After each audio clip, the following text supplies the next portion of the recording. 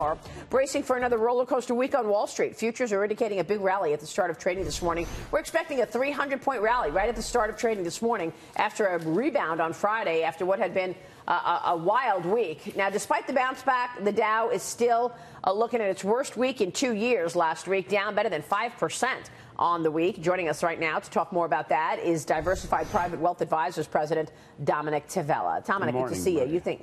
Thanks so much for joining us. You think that this rout, much of it is behind? I do. Obviously, we could get some more economic data. We're going to get some later on this week that could change that view. But if we just focus on the fundamentals of the economy and how fantastic the earnings have been year to date, the companies that have reported on the S&P, you have to look at this thing as a longer-term picture, and it looks pretty positive. Yeah, but you mentioned the data. We get the CPI out on Wednesday. That's a big number. Very closely watched.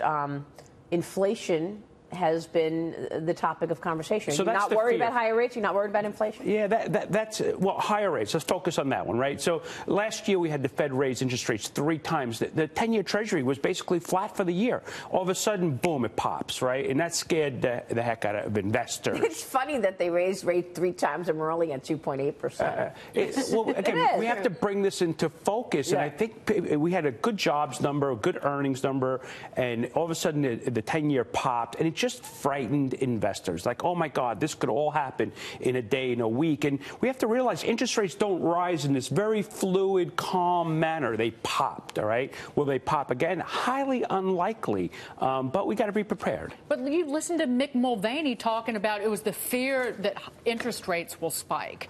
And again, if you're worried about a central bank now overreacting to inflation, then these Republicans shouldn't be passing a budget that's got $300 billion in additional spending after they've cut taxes, and which could certainly at least add something to the deficit. And I'll give you 2 more. Listen, but investors are sitting on the sidelines saying, okay, the United States is now going to be running $1 trillion deficits each and every year.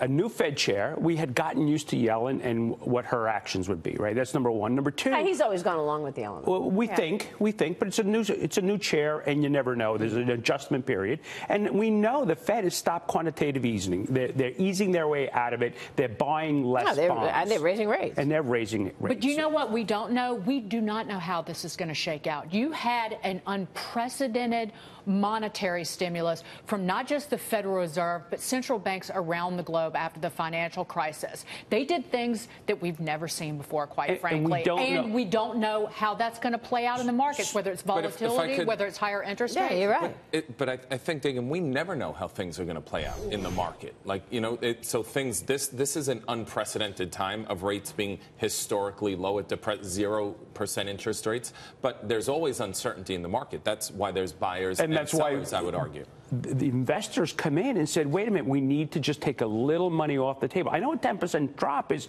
shocking, especially after we went 2017. We did not have one single month in 2017 that was negative month over month, not 1 month. So the investors came into this picture and said, you know what, maybe it's time to take a little money off the table. I know it was violent. I know it scared people, but it was reasonable. We did it. We took a little money off the table. That's what we're supposed to do on behalf of our clients. I want to point out, I said this earlier, the bond market, with the yield being at 2.88% thereabouts this morning on the 10-year, is suggesting that expectations for growth are still okay, because if investors were worried that the economy was going to fall out of bed, you wouldn't see a yield that strong. But nevertheless, I think that people have taken undue risk in many corners of this market, and it was individuals at home in terms of the lack of wage growth. They were the ones who suffered during this central bank monetary policy. They never felt the largesse of that. Instead, it was people betting on Bitcoin and real estate in Sydney, Australia. So what scared the market, Maria? After a decade of the average American family not getting a pay raise, we had a slight increase in wages. Now,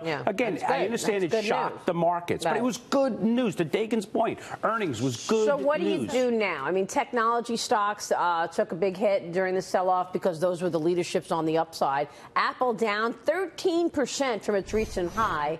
That's correction mode. Tech is obviously looking to start the week on a strong note. Look at this pre-market performance that we're looking at. All these companies up across the board this morning, Dominic. Would you buy here? We bought a little bit last week, and I think not tech. Not tech. So if we look at last year, tech was up huge, an average of 30%. So you don't want to buy tech right here. I want to buy what's not doing well. I like mid caps. I like small caps. I think companies are flush with cash, especially because of this tax cut. They're going to be looking to buy their competition. They're going to look to buy small and mid caps. So I really like that. So M&A in the small and mid caps. You agree with that? There's going to be a lot of M&A this year. Oh, they have the cash to do it. But not only small and mid cap. I mean, you see Broadcom, Qualcomm. We're going to hear from them on Wednesday. So I think it'll be small and mid cap, yes. But I think mega cap also. You're going to see some big deals this year. Just really quick, I wanted to point out something. I've got all these notes I took over the weekend.